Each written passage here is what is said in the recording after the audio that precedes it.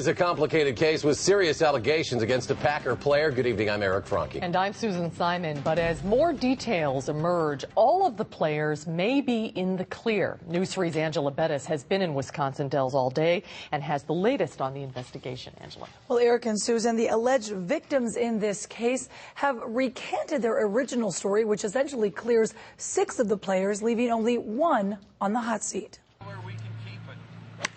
If you're a Packer, off-season is celebrity golf season, which was what 7 players were doing together over the weekend, having come to the Dells for Clay Matthews' celebrity golf tournament. But what's in question now happened far from tea time.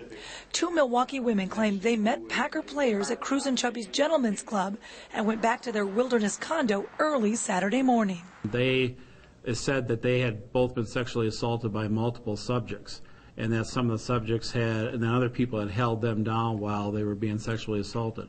After further questioning, the women changed their story. You'd have to say they recanted it, because once we re-interviewed them again, then it was determined that no, there was not a group of people that was involved in sexual assault. It was just the one person. The Milwaukee Journal-Sentinel has identified that player as cornerback Brandon Underwood. Lake Delton police identify him only as the 7th player, but say he maintains any relations were consensual. And so far, there's not enough probable cause to arrest him. I'm going to give all the information in the DA's office and let them make a decision whether they think there's enough to charge or not, based on all the facts that we have gathered, all the witness statements that we have gathered, and so on and so forth. Dorner says the case will be turned over to the DA's office on Tuesday. Now, Dorner says that he has asked that the case be expedited because of the high-profile nature of the player who is suspected in this case. And Angela, we've read that some of the Packers players whose names came out early were a bit upset, right? And we asked the chief about that, why those 6 names came out before Underwood's name.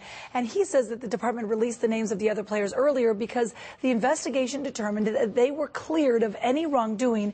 And since the record would be made public eventually, they wanted the public to know that those 6 men were in the clear, so that there was no speculation. Has there been any reaction from the Packers? We did ask the Packers for some reaction, and Coach Mike McCarthy has told us today that he stands by his players. All right. News 3's Angela Bettis reporting that. Hear that voice. Good job, Angela. Thank you.